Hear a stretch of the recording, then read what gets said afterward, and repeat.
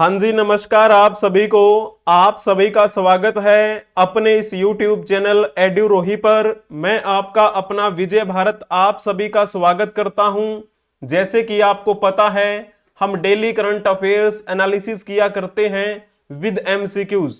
इसी के साथ में हम एक और सीरीज चलाया करते हैं, आज का इतिहास, इंग्लिश में कहें तो टुडे इन हिस्ट्री, यानी कि आज के दिन इतिहास में क्या घटित हुआ था, उनमें से कुछ महत्वपूर्ण घटनाएं हम कवर करते हैं और उनसे संबंधित मल्टीपल चॉइस क्वेश्चन भी आपसे पूछते हैं। इस प्रकार हमारी इस कक्षा के दो भाग होते हैं। पहला भाग करंट अफेयर से संबंधित होता है, दूसरा भाग आज की ऐतिहासिक घटनाओं से संबंधित होता है। हमारी ये जो कक्षा है वो सुबह 6 बजे प्रीमियर लगाई जाती है अपने इस YouTube चैनल एड्यूरोही ऑफिशियल पर। आप सभी का 23 मई के दिन स्वागत है इस सुप्रभात सीरीज में।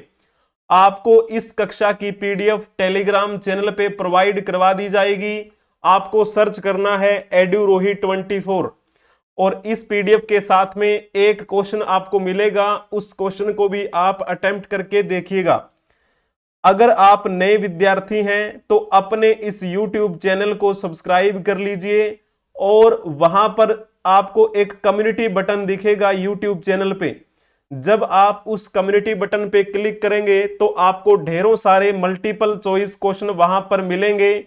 उन मल्टीपल चॉइस क्वेश्चन को अटेम्प्ट करके देखिएगा और बताइएगा कि कितने क्वेश्चन आपके सही हुए। इसके अलावा आप हमें फॉलो कर सकते हैं Telegram, Instagram, Twitter, x, WhatsApp channel पर भी। अगर आपको किसी प्रकार की कोई क्वेरीज हैं तो इस नंबर पे आप संपर्क कर सकते हैं 8307730527। एड्यूरोही 24 आपको सर्च करना है किसी भी सोशल मीडिया प्लेटफॉर्म पे। आपको वीडियो के डिस्क्रिप्शन में सभी सोशल मीडिया के लिंक मिल जाएंगे, वहां से आप हमें फॉलो कर सकते हैं। तो इस प्रकार से ये जानकारी हुई। अब हम चलते हैं हमारी इस वीडियो के पहले भाग की तरफ, यानी कि डेली करंट अफेयर्स की तरफ।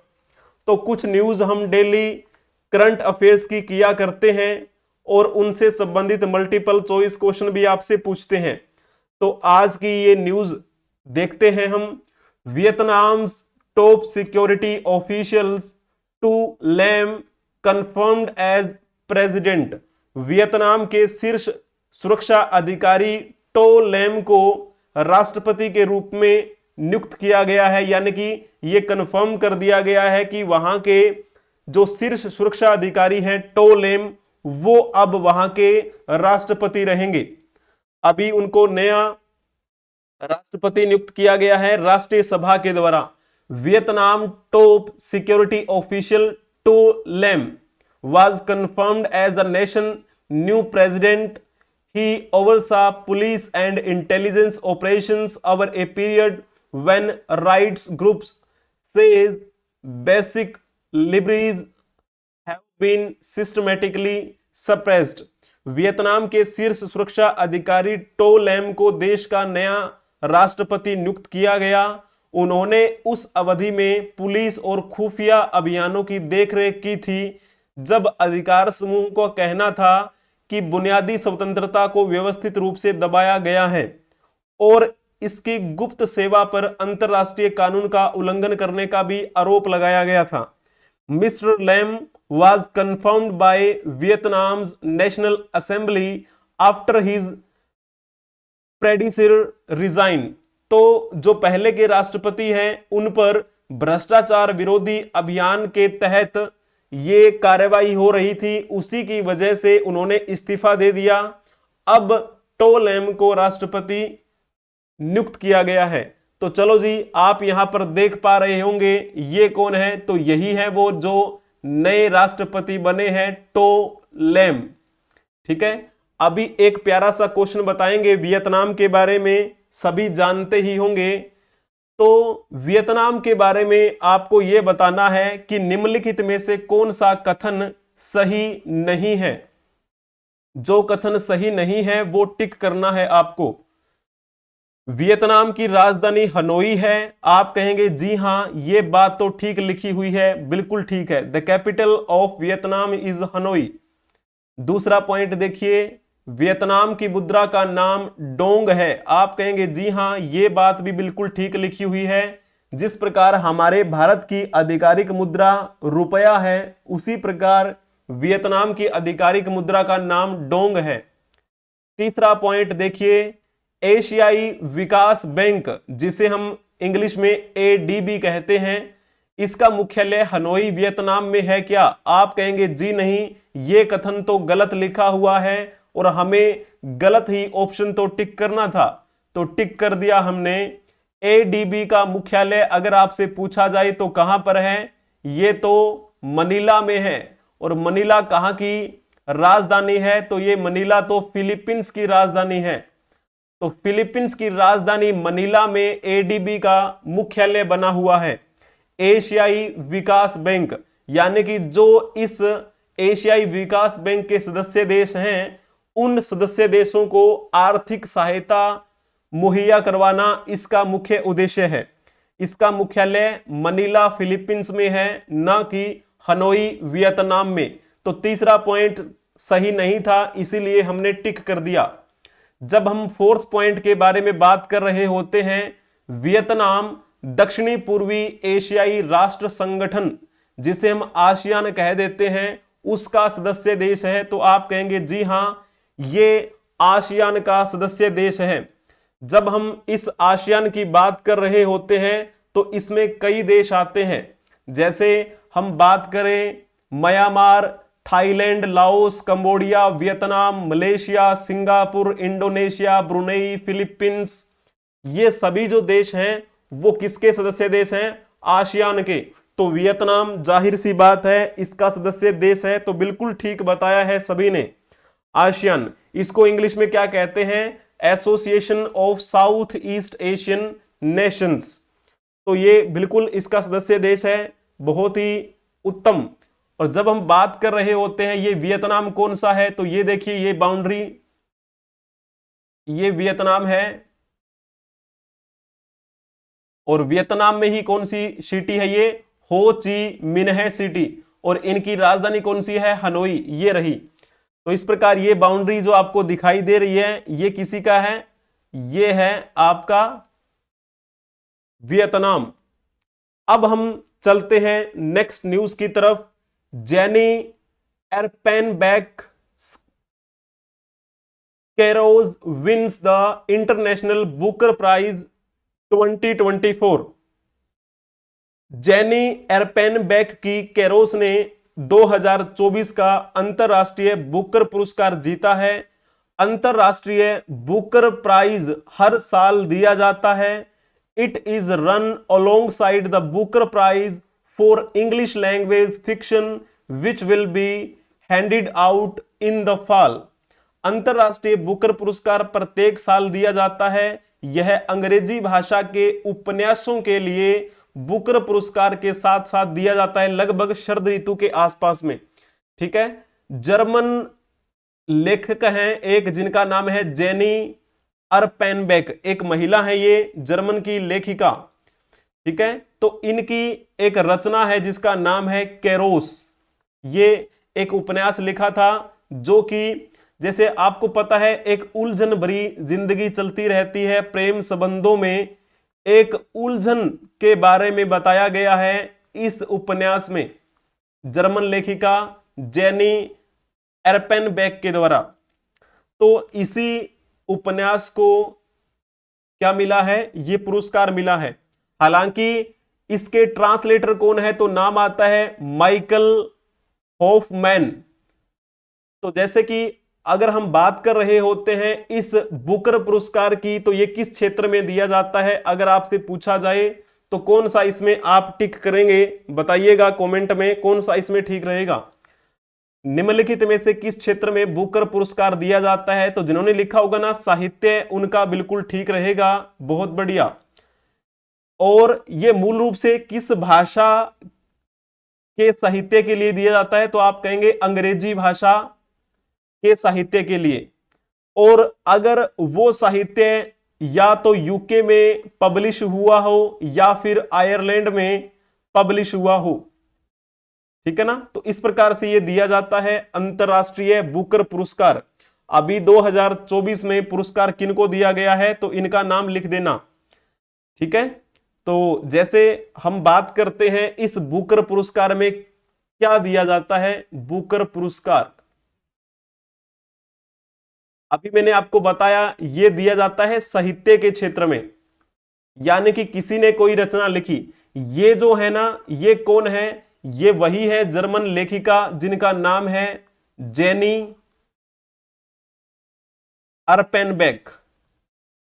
ये तो वो रचना है जो इन्होंने लिखी है, जेनी अर्पेनबेक ने लिखी है।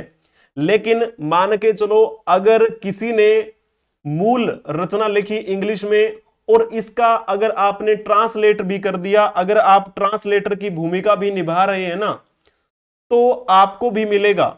यानी कि ये जो बुकर पुरस्कार है वो ट्रांसलेटर को भी उनके महत्वपूर्ण कार्य के लिए सम्मानित करता है।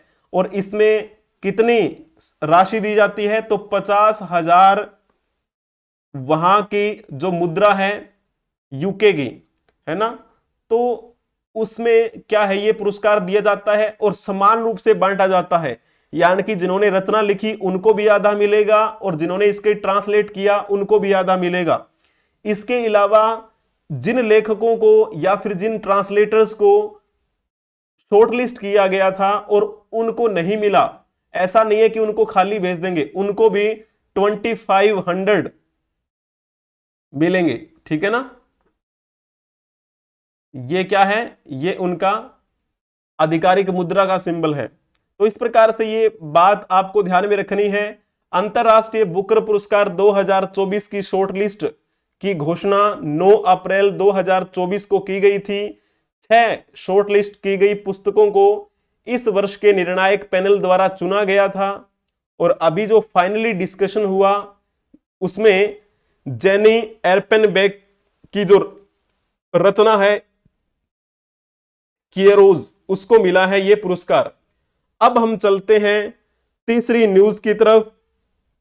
World Economic Forum founder Klaus Schwab to step back from executive role. जैसे कि आपको पता है WEF, इसको हिंदी में क्या कहते हैं हम, विश्व आर्थिक मंच। इस विश्व आर्थिक मंच की जब बात की जाती है तो इसके फाउंडर कौन थे, तो नाम आता है क्लास शवाब का। क्लास शवाब अभी वर्तमान की कार्यकारी भूमिका से हट रहे हैं और 1971 में इनके द्वारा इस विश्व आर्थिक मंच यानी कि वर्ल्ड इकोनॉमिक फोरम की स्थापना की गई थी। स्विट्जरलैंड के दावोस में राजनीतिक और व्यापारिक नेताओं की वार्षिक सभा के लिए इनको जाना जाता है और उस समय इन्होंने ये कार्यक्रम किया 1971 में और फिर इसकी स्थापना हुई। विश्व आर्थिक मंच के संस्थापक और कार्यकारी अध्यक्ष की भूमिका निभा रहे हैं ये, लेकिन अभी क्या है, अभी ये इस कार्यकारी अध्यक्ष की भूमिका से हट जाएंगे। अगले जनवरी तक ये न्यासी बोर्ड के अध्यक्ष बनेंगे और इस संगठन ने ये जानकारी मंगलवार को दी, ठीक है ना। जब आपसे ये पूछा जाए, ये देखिए ये हैं वो जो फाउंडर हैं विश्व आर्थिक मंच के, ठीक है ना। अगर हिंदी में इनका नाम लिखा जाए तो क्या कैसे लिखेंगे, क्लास शवाब। तो ये वो हैं जिन्होंने विश्व आर्थिक मंच की स्थापना की थी। जब आपसे ये पूछा जाए कि विश्व आर्थिक मंच का मुख्यालय कहां पर है तो कौन सा ऑप्शन इसमें से ठीक रहेगा, जल्दी से आप बताने का प्रयास करेंगे। कौन सा ऑप्शन इसमें ठीक रहेगा, जिन्होंने लिखा होगा ना जिनेवा स्विट्जरलैंड, उनका बिल्कुल ठीक है। विश्व आर्थिक मंच का मुख्यालय जिनेवा स्विट्जरलैंड में है। और जैसे हम बात करते हैं ये किस प्रकार का संगठन है, तो ये एक गैर लाभकारी संगठन है। गैर लाभकारी संगठन, जो इसके सदस्य देश होते हैं उनको ये आर्थिक सुविधा प्रदान करता है। इस संगठन की स्थापना 1971 में हुई थी एक फाउंडेशन के रूप में और इसका मुख्यालय कहां बनाया गया, जिनेवा स्विट्जरलैंड में। और संस्थापक की तो बात हमने कर ही ली, क्लॉस शवाब जो अभी चेयरमैन यानी कि अध्यक्षता का पद त्याग रहे हैं। ये वर्ल्ड इकोनॉमिक फोरम किसके लिए प्रसिद्ध है? तो जैसे हम बात करते हैं, ये कई प्रकार के इंडेक्स जारी करता है, कई प्रकार की रिपोर्ट जारी करता है ये। तो जैसे हम बात करें, एक रिपोर्ट आती है वैश्विक स्तर पर, वैश्विक प्रतिस्पर्धात्मकता रिपोर्ट, यानी कि विश्व में कौन कितना आगे बढ़ रहा है, प्रतिस्पर्धा में कौन आगे है। तो इस प्रकार की रिपोर्ट किसके द्वारा सौंपी जाती है? तो आप कहेंगे वर्ल्ड इकोनॉमिक फोरम के द्वारा। और एक और रिपोर्ट इनके द्वारा बनाई जाती है, पेश की जाती है विश्व स्तर पे, जिसका नाम है वैश्विक जोखिम रिपोर्ट। ठीक है, चलिए जी। और जैसे वर्ल्ड इकोनॉमिक फोरम के बारे में बात करें तो विश्व स्तर पे लिंग आधार पे कितना अंतर है? वैश्विक लिंग अंतर रिपोर्ट, ये भी किसके द्वारा सौंपी जाती है? तो आप कहेंगे ये भी वर्ल्ड इकोनॉमिक फोरम के द्वारा सौंपी जाती है। तो ये जो रिपोर्ट्स हैं ये इन्हीं के द्वारा पब्लिश की जाती हैं और इनका मुख्यालय कहां पर है? जिनेवा, स्विट्जरलैंड में। अभी देखते हैं इनके अगले अध्यक्ष कौन बनेंगे, उसकी सूचना भी आपको मिल ही जाएगी। अब हम चलते हैं नेक्स्ट न्यूज की तरफ। Norway, Ireland, Spain to officially recognise Palestine, Israel recalls ambassador. Norway, Ireland, Spain ने आधिकारिक तौर पर फिलिस्तीन को मान्यता देने की बात कही है और इसी के चलते इजराइल ने अपने राजदूतों को वापस बुला लिया। आपको पता है इजराइल और फिलिस्तीन का जो मामला है वो बहुत लंबे समय से चल रहा है। इन दोनों के बीच में आपसी मतभेद रहते हैं अपने एरियाज को लेकर। अभी फिलिस्तीन को आधिकारिक मान्यता देने की बात कर रहे हैं नॉर्वे, आयरलैंड और स्पेन वाले। इसी के बीच में इजराइल ने फिर कहा कि हमारे जो राजदूत वहां पर रह रहे हैं वापिस आ जाइए अपने देश में, हमें ऐसे लोगों की आवश्यकता नहीं है। इजराइल के विदेश मंत्री कौन है? कैट्स। तो उन्होंने आयरलैंड और नॉर्वे से इजराइल के राजदूतों को तुरंत इजराइल लौटने का आदेश दिया था, तो अभी वो वापस लौट जाएंगे। Norway, Ireland and Spain said on Wednesday they are recognizing Palestine as a country in a historic move that drew condemnation from Israel and jubilation from the Palestinian। तो इनका कहना है कि वो ऐतिहासिक कदम उठाते हुए फिलिस्तीन को एक देश के रूप में मान्यता दे रहे हैं, जिसकी इजराइल ने तो निंदा की है, वहीं पैलेस्तीनियों ने इनकी खुशी मनाई है कि चलो कोई तो है जो ये कह रहा है कि हमारा अपना देश है ये। इजराइल ने फिर अपना ये क्या किया है, कदम उठाया। उन्होंने कहा कि नॉर्वे और आयरलैंड में जो भी हमारे राजदूत हैं वो वापस आ जाएं वापस। और ये जो औपचारिक मान्यता है कब दी जाएगी? 28 मई को दी जाएगी। यह घटनाक्रम लंबे समय से चली आ रही फिलिस्तीनी आकांक्षा की दिशा में एक कदम है, जो इजराइल के हमले के बाद गाजा पट्टी में नागरिक मृत्यु दर और मानवीय संकट पर अंतरराष्ट्रीय आक्रोश की पृष्ठभूमि में आया है। ठीक है ना। अभी 4 देशों के नाम मैंने यहां पर लिए हैं, नॉर्वे, आयरलैंड, स्पेन और इजराइल, और एक नाम है पैलेस्तीन, ये 5वां देश है। तो 4 देशों के नाम से संबंधित मैंने एक प्यारा सा क्वेश्चन बनाया है आपके लिए, आप बताने का प्रयास करेंगे। सूची 1 को सूची 2 से सुमेलित कीजिए तथा सूचियों के नीचे दिए गए कूट से सही उत्तर का चयन कीजिए। तो सूची 1 में देशों के नाम लिखे हुए हैं, सूची 2 में राजधानियां लिखी हुई हैं। बताना है आपको इजराइल की राजधानी कौन सी है, तो आप कहेंगे इजराइल की राजधानी है जेरूसलेम। ठीक है, तो इसमें देखिए A1, A1, A2, यानी कि आपका सी ऑप्शन तो हो ही नहीं सकता। एलिमिनेशन मेथड भी आप लगाएंगे, हो सकता है आपको कोई एक आधी राजधानी इनमें से ना भी पता हो तो भी। जैसे नॉर्वे जो शब्द है वो तो बहुत एक चर्चा में रहता है। तो नॉर्वे की राजधानी कौन सी है? ओस्लो, यानी कि C2। अब सी इसमें 3 है तो ना तो ये हो सकता, ए ऑप्शन भी नहीं हो सकता और सी ऑप्शन भी नहीं हो सकता। तो जब हम बात करते हैं आयरलैंड के बारे में, आयरलैंड की राजधानी क्या है? डबलिन। और स्पेन की राजधानी मैड्रिड। तो जिन्होंने इसमें ऑप्शन टिक किया होगा A1, B4, C2, D3, जिन्होंने सी ऑप्शन टिक किया हो, सॉरी डी ऑप्शन टिक किया होगा, उनका बिल्कुल ठीक रहेगा। बहुत ही बढ़िया है, अति उत्तम। डी ऑप्शन टिक कर देना है आपको, ठीक है, बाकी ऑप्शन गलत हैं। तो ये बड़ा प्यारा सा क्वेश्चन था। यहां पर आप मैप देख सकते हैं, ये कौन सा देश है? ये है नॉर्वे, और ये है आयरलैंड, और यहां पर आपका कौन सा है? ये स्पेन। ये जो 3 देश हैं, यही तीनों देश कह रहे हैं कि हम फिलिस्तीन को मान्यता देंगे। नॉर्वे, आयरलैंड और स्पेन। जब बात करें, नॉर्वे की राजधानी क्या है? ओस्लो। आयरलैंड की क्या है? डबलिन। स्पेन की मैड्रिड, ठीक है, और इजराइल की क्या है? यरूशलेम। तो इस प्रकार से ये पॉइंट आपका हुआ। आपको ये पहला जो पार्ट है कैसा लगा आप बताएं, कमेंट करके बताइएगा।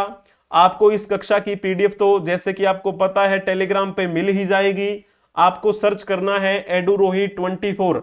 इसके साथ में एक मल्टीपल चॉइस क्वेश्चन भी आपको वहां पर मिलेगा। सभी कक्षाओं की पीडीएफ टेलीग्राम चैनल पे प्रोवाइड करवा दी है। अगर ये आपको पसंद आया है तो आप इस क्लास को लाइक कर दीजिए, चैनल को सब्सक्राइब कर लीजिए और अपने दोस्तों को भी शेयर कर दीजिए, एडुरोही ऑफिशियल। अब हम चलते हैं हमारी इस वीडियो के भाग नंबर 2 पर, यानी कि आज का इतिहास कैसा रहा। कुछ महत्वपूर्ण बातें हम देखेंगे ऐतिहासिक घटनाओं से संबंधित। Today in history with MCQs। आज का इतिहास, यानी कि आज के दिन ऐसा क्या है, कौन कौन से दिवस मनाए जाते हैं। तो 23 मई जैसे आपको पता है आज है, तो आज के दिन क्या मनाया जाता है? विश्व कछुआ दिवस मनाया जाता है। जब सिंपल आपसे यह क्वेश्चन पूछा जाए कि विश्व कछुआ दिवस प्रत्येक वर्ष कब मनाया जाता है, तो आप लिखेंगे 23 मई को मनाया जाता है। जब हम 22 मई की बात करते हैं तो इस दिन कौन सा त्योहार, मतलब कौन सा दिवस मनाया जाता है? विश्व जैव विविधता दिवस मनाया जाता है। कल हमने बात की थी ना विश्व जैव विविधता दिवस के बारे में। 21 मई को कौन सा दिवस मनाया जाता है? तो भारत के राष्ट्रीय स्तर पर एक दिवस मनाया जाता है जिसे हम कहते हैं राष्ट्रीय आतंकवाद विरोधी दिवस। 21 मई का दिन था जिस दिन राजीव गांधी, जो हमारे पूर्व प्रधानमंत्री रहे, उनकी हत्या कर दी गई थी लिटे संगठन की एक महिला के द्वारा। बाद में फिर राष्ट्रीय स्तर पर घोषित कर दिया गया कि आतंकवाद विरोधी दिवस मनाया जाने लगेगा। 1 मई को कौन सा दिवस मनाया जाता है? 1 मई को अंतरराष्ट्रीय स्तर पर मजदूर दिवस मनाया जाता है ना। इसे हम लिख सकते हैं अंतरराष्ट्रीय मजदूर दिवस। या फिर आपको 1 मई को कौन सा दिवस मनाया जाता है? मई दिवस। तो इस प्रकार हमें ये बातें ध्यान में रखनी है। विश्व कछुआ दिवस कब मनाया जाता है? 23 मई के दिन, यानी कि आज के दिन ही। और इस विश्व कछुआ दिवस को मनाने की शुरुआत कब से हुई थी? तो ये बात है 2000 ईस्वी की। 2000 ईस्वी से हर साल 23 मई के दिन विश्व कछुआ दिवस मनाया जाता है। और इस दिवस को मनाने का मुख्य लक्ष्य क्या है? जैसे कि आपको पता है विश्व भर में कछुओं की मात्रा जो है वो घट रही है, उनकी संख्या घट रही है। उनकी घटती हुई संख्या को ध्यान में रखते हुए लोगों को जागरूक करना कि हमें कछुओं को बचाना है, हमें कछुओं का संरक्षण करना है, यही तो उद्देश्य है इस दिवस को मनाने का। विश्व स्तर पे लोगों को जागरूक करना ताकि हम कछुओं की जो प्रजाति है उनको बचा सकें। और जैसे एक पॉइंट आपको पता ही होगा, सबसे अधिक वर्षों तक जीवित रहने वाला कछुआ कौन सा था? हनाको। अनाको कछुआ सबसे उम्रदराज कछुआ था, यानी कि सबसे लंबे समय तक जिया था ये कछुआ। कहा जाता है कि इस कछुए ने 226 वर्ष इस धरती पर बिताए थे। और इस कछुए की मृत्यु कब हुई थी? 17 जुलाई 1977 को हुई थी। हालांकि ये पॉइंट आपको ध्यान में नहीं रखना है, लेकिन मैंने वैसे ही बता दिया, थोड़ा सा मेरे को इंटरेस्टिंग लगा इसलिए, ठीक है ना। तो मेन मुद्दा यही है कि इनकी संख्या घट रही है और घटती हुई संख्या को ध्यान में रखते हुए लोगों को जागरूक करना कि वो संरक्षण के लिए आगे आए। कछुए को ध्यान में रखते हुए एक प्यारा सा क्वेश्चन मेरे जहन में आया था कॉम्प्रिहेंशन का। आपको पता है जब आप यूपीएससी की तैयारी कर रहे होते हैं तो उसमें इस प्रकार के क्वेश्चन पूछे जाते हैं। ये जो आपका क्वेश्चन है ये यूपी पीएससी में पूछा गया था, यूपी पीएससी में पूछा गया ये क्वेश्चन है। तो जल्दी से बताएंगे। निम्नलिखित कथनों पर विचार कीजिए और अनुमानों पर विचार करना है। कथन लिखे हुए हैं सभी मछलियां कछुए हैं, यानी कि सभी मछलियां क्या हैं? कछुए हैं। और दूसरा क्या लिखा हुआ है पॉइंट? कोई भी कछुआ मगरमच्छ नहीं है। तो कोई भी कछुआ मगरमच्छ नहीं है, तो मगरमच्छ हम लिख देंगे साइड में। तो अब हमें क्या देखना है? अब हमें अनुमान देखना है। कोई भी मगरमच्छ मछली नहीं है। जाहिर सी बात है, मगरमच्छ, कोई भी मगरमच्छ मछली नहीं है। सही लिखा हुआ है ना, ये अनुमान सही हो रहा है पहला। दूसरा अनुमान देखिए, कोई भी मछली मगरमच्छ नहीं है। कोई भी मछली मगरमच्छ नहीं है, यह भी ठीक है। यूपी पीएससी में पूछा गया ये क्वेश्चन था। जिन्होंने इसमें सी ऑप्शन टिक किया होगा उनका बिल्कुल ठीक रहेगा, बहुत ही बढ़िया। No crocodile is fish, no fish is crocodile. तो इस प्रकार आपको ये बनाकर देख लेना है। बड़ा प्यारा सा क्वेश्चन था, मुझे ठीक लगा। कछुए शब्द का प्रयोग हुआ था इसलिए मैंने आपको बता दिया। कॉम्प्रिहेंशन के क्वेश्चन आपसे पूछे भी जाते हैं। और अभी आप ये प्यारा सा क्वेश्चन बताएंगे। क्वेश्चन तो क्या है? आज के दिन एक दिवस और मनाया जाता है, अंतरराष्ट्रीय तिब्बत मुक्ति दिवस। हर साल 23 मई के दिन मनाया जाता है। अब अंतरराष्ट्रीय तिब्बत मुक्ति दिवस क्यों मनाते हैं? क्योंकि आपको पता है चीन जो अपनी विस्तारवादी नीतियों के तहत चलता है, इसने तिब्बत पर अपना कब्जा कर लिया और तिब्बत को अपना हिस्सा बताता है ये। अब तिब्बत को अपना हिस्सा तो बताता ही है, अब तो हमारे देश अरुणाचल प्रदेश के बारे में भी ये कहता है कि ये अरुणाचल प्रदेश दक्षिणी तिब्बत का हिस्सा है और दक्षिणी तिब्बत हमारा है। यानी कि कहना वो ये चाह रहा है कि अरुणाचल प्रदेश जो है वो चीन का हिस्सा है, वो ये कहना चाहता है। तो इस प्रकार से ये अपनी नीतियों से कभी बाज नहीं आता। जिस प्रकार इसने तिब्बत पर कब्जा किया तो तिब्बत के लोगों ने फिर अपने देश को मुक्त करवाने के लिए एक मुक्ति दिवस मनाया 23 मई। और हर साल अंतरराष्ट्रीय स्तर पर तिब्बत मुक्ति दिवस मनाया जाता है। अब थोड़ा सा तिब्बत के संदर्भ में निम्नलिखित कथनों पर विचार करें और बताएं कि इनमें से कौन सा कथन या फिर कौन से कथन सत्य है। चीन द्वारा तिब्बत पर कब्जा करने के बाद 23 मई 1951 को चीनी सरकार ने तिब्बत पर अपना जबरन 17 सूत्रीय एजेंडा थोप दिया। क्या यह बात ठीक लिखी हुई है? क्या आप कहेंगे जी हां, यह बात ठीक लिखी हुई है। उन्होंने अपना 17 सूत्रीय एजेंडा जानबूझकर थोपा था तिब्बत पर, ताकि वो उनके खिलाफ में आवाज ना उठा पाए, ठीक है ना। और जैसे बात करते हैं इस चीन का वैसे नाम क्या है? People's Republic of China. और भारत ने आधिकारिक तौर पर तिब्बत को हिस्सा मान लिया था क्या 2003 में? आप कहेंगे जी हां। तो दोनों ही बात जो है वो ठीक लिखी हुई है। अभी जो दलाई लामा है वो दलाई लामा हमारे भारत में रह रहे हैं, है ना। दलाई लामा जब भारत में आए थे उस समय वो 24 साल के थे, केवल 24 वर्ष के। और आज देखो वो बूढ़े हो चले हैं, लेकिन वापिस नहीं जा पाए क्योंकि वहां पर चीन ने कब्जा कर लिया और चीन अपनी नीतियां वहां पर लागू कर चुका है।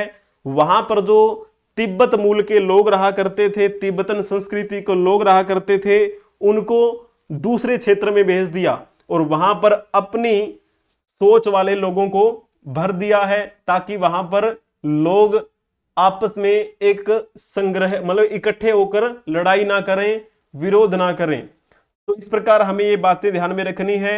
अंतरराष्ट्रीय तिब्बत मुक्ति दिवस हर वर्ष 23 मई को विश्व स्तर पर मनाया जाता है।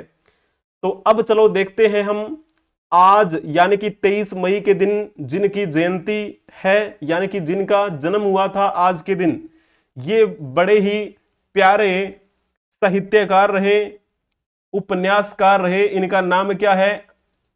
अन्नाराम सुदामा। अन्नाराम सुदामा ये जो है ना, ये बहुत बड़ा नाम है राजस्थान में। इनका जन्म आज ही के दिन हुआ था 23 मई 1923, बीकानेर राजस्थान में। और इनकी मृत्यु कब हुई? 2 जनवरी 2014 को इनकी मृत्यु हुई थी। ठीक है ना। जैसे हम बात करते हैं किसके लिए प्रसिद्ध रहे, तो ये एक बेहतरीन उपन्यासकार थे, रचनाकार। और इन्होंने मूल रूप से कौन सी भाषा को आगे बढ़ाया? तो आप कहेंगे राजस्थानी। एक सेकंड रुकिए जरा। राजस्थानी। अगर ये जिन्होंने ये रचना लिखी थी, यानी कि अन्नाराम सुदामा ने जो रचनाएं लिखी, अगर किसी दूसरी भाषा में लिखी होती तो इनकी लिखी हुई रचनाएं क्लासिक कहलाती, यानी कि शास्त्रीय रचनाएं कहलाती इनकी। लेकिन राजस्थानी भाषा अभी उतनी मतलब क्या है, उसको उस तरीके का दर्जा मिला नहीं हुआ है, इस वजह से। अन्यथा दूसरी भाषा में ये लिखते तो एक अलग मिसाल होते ये व्यक्ति, अन्नाराम सुदामा। अन्नाराम सुदामा का जन्म 23 मई 1923 को राजस्थान के बीकानेर जिले में हुआ, ये बात ठीक है। अन्नाराम सुदामा के प्रमुख उपन्यास मेघती माया, मुड़कती धरती, आंधी और आस्था और मेवेरा रूख है। तो आप कहेंगे जी हां, ये दोनों की बातें ठीक लिखी हुई हैं, दोनों ही पॉइंट सही आपको टिक करने हैं। जैसे हम बात करते हैं इनकी कुछ रचनाओं के बारे में, अभी इनके उपन्यास जो हैं MDU महर्षि दयानंद यूनिवर्सिटी और राजस्थान में भी कुछ यूनिवर्सिटी है जहां पर इनके रचनाओं को सिलेबस में डाला गया था। उपन्यास ये राजस्थानी भाषा में ही लिखा हुआ है। मेघती काया यानी कि महकना, मेघती का मतलब होता है महक रही, और ये लिखा हुआ है मुड़कती यानी कि मुस्कुराती हुई। ठीक है ना। तो ये राजस्थानी में लिखा हुआ है मुड़कती धरती। तो ये इनका उपन्यास है। और इनका उपन्यास है आंधी और आस्था, आंधी रास्ता, यानी कि अर का मतलब यहां पर होता है और, आंधी और आस्था हिंदी में कहें तो। मेवे रा रूख, रूख का मतलब एक पेड़ की तरह होता है जिस पेड़ पर मेवे लगते हैं, यानी कि मेवे का पेड़। और एक उपन्यास था इनका डकीजता मानवी, बहुत बेहतरीन व्यक्ति रहे ये राजस्थान के। घर संसार, ठीक है ना। तो इस प्रकार से इन्होंने ये कुछ उपन्यास लिखे। इनके कहानी संग्रह भी हैं, कहानी संग्रह। कौन कौन से कहानी संग्रह हैं इनके द्वारा लिखे हुए? तो अंधेन आंख्या, यानी कि जिनको दिखाई नहीं देता, एक अंधे व्यक्ति को आंखें देना, यानी कि अंधेन आंख्या। और इनकी एक कहानी संग्रह और भी है, गलत इलाज, हिंदी में कहते हैं गलत इलाज। और भी बहुत सी रचनाएं हैं इनकी।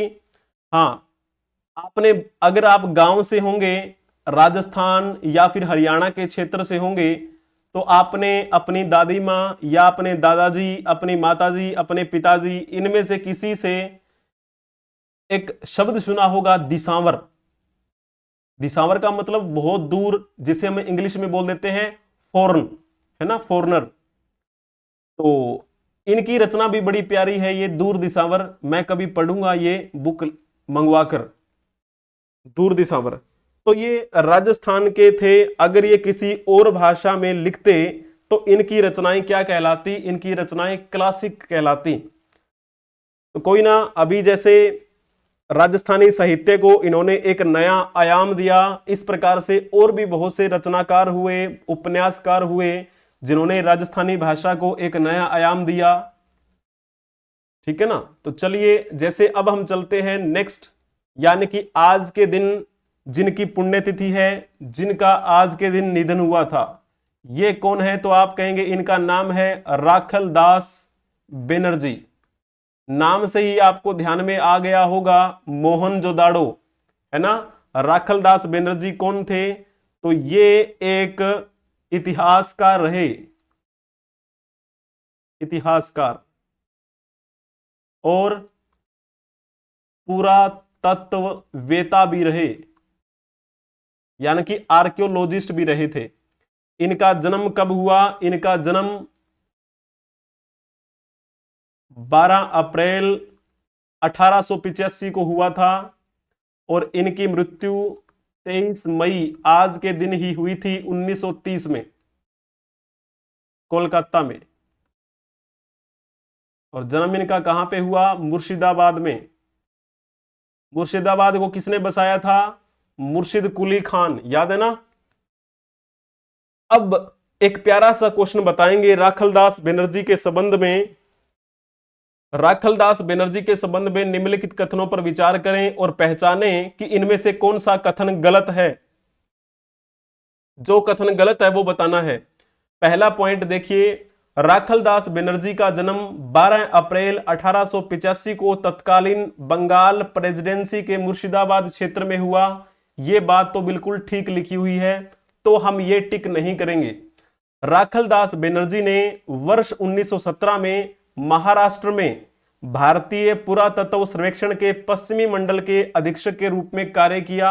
यह बात भी ठीक लिखी हुई है, हम ये भी टिक नहीं करेंगे। राखलदास बनर्जी द्वारा वर्ष 1922 में बौद्ध स्तूप की खुदाई के सिलसिले में मोहनजोदड़ो की प्राचीन सभ्यता की खोज करना एक महत्वपूर्ण कार्य था। यह भी बात ठीक लिखी हुई है। राखलदास बनर्जी द्वारा लिखित प्रमुख रचनाएं Natural History, Periplus of Erythraean Sea है। यह बात गलत लिखी हुई है, यह कथन गलत लिखा हुआ है और हमें गलत ही ऑप्शन टिक करना है। नेचुरल हिस्ट्री किसके द्वारा लिखी हुई है? प्लिनी के द्वारा लिखी हुई है, प्लिनी। और पेरिप्लस ऑफ एरिथ्रियन सी के लेखक कौन है? तो अभी अज्ञात हैं, इनके लेखक का कभी पता नहीं लग पाया। लेकिन कहा जाता है कि एक ऐसे व्यक्ति थे जो नाविक थे, घूमने के लिए आए थे नाव के माध्यम से समुद्री एरिया में। इन्होंने अपना क्या है, एक यात्रा का वृतांत लिखा इस रचना में, पेरिप्लस ऑफ एरिथ्रियन सी में। लेखक ने अपना नाम नहीं लिखा, लेकिन उनके मतलब लिखने के ढंग से यह पता चलता है कि वो नाविक थे। उन्होंने कई देशों का भ्रमण किया, अपने अरब सागर में, हिंद महासागर में, बंगाल की खाड़ी के क्षेत्र के आसपास वो आए, ऐसा हमें देखने को मिलता है। जब हम इतिहास को पढ़ना शुरू करते हैं ना, तब हमारे पास दो ऑप्शन होते हैं हिस्ट्री को कैसे पहचाने। तो एक तो होता है साहित्यिक स्रोत, यानी कि हम कह सकते हैं लिटरेरी सोर्सेज। दूसरा होता है आर्कियोलॉजिकल सोर्स, यानी कि पुरातात्विक स्रोत। तो ये जो है पेरिप्लस ऑफ एरिथ्रियन सी और नेचुरल हिस्ट्री, ये दोनों के दोनों ही क्या है? साहित्यिक स्रोत हैं इतिहास को पढ़ने के लिए। ये बहुत पहले की लिखी हुई है, जब ईस्वी शुरू होने वाली थी, यानी कि पहली सदी की लिखी हुई है ये पेरिप्लस ऑफ एरिथ्रियन सी। राखलदास बनर्जी के द्वारा भी रचनाएं लिखी गई थी। कौन सी रचना लिखी गई थी? तो एक का नाम आता है the origin of Bengali script. यह रचना किसने लिखी? राखलदास बनर्जी ने। एक रचना इनकी और भी आती है, हिस्ट्री ऑफ ओडिशा, ठीक है। और जैसे बात करते हैं शिव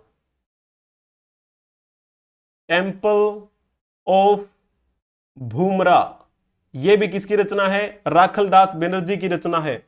जब हम बात कर रहे होते हैं 1922 के आसपास की, आपको पता है ना, सिंधु घाटी सभ्यता का पहला खोजा गया स्थल हड़प्पा था।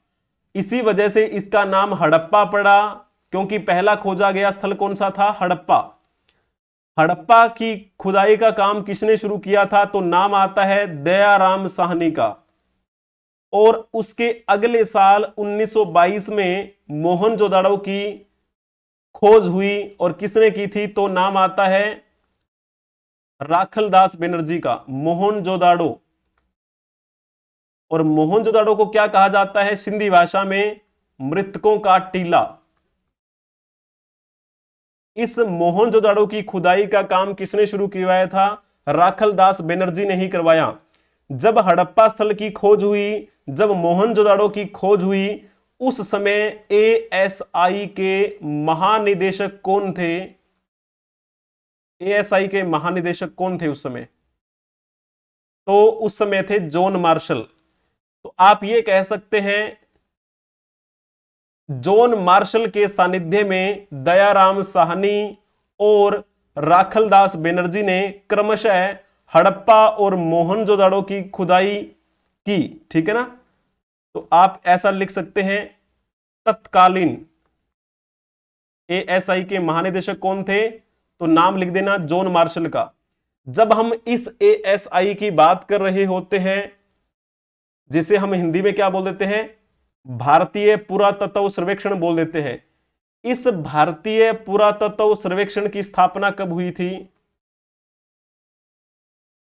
पुरातत्व सर्वेक्षण, इसकी स्थापना हुई थी 1860-61 के आसपास में। इस एएसआई के पहले डायरेक्टर जनरल कौन बनाए गए थे? तो नाम आता है, सॉरी डीजी लिखना है, एक सेकंड।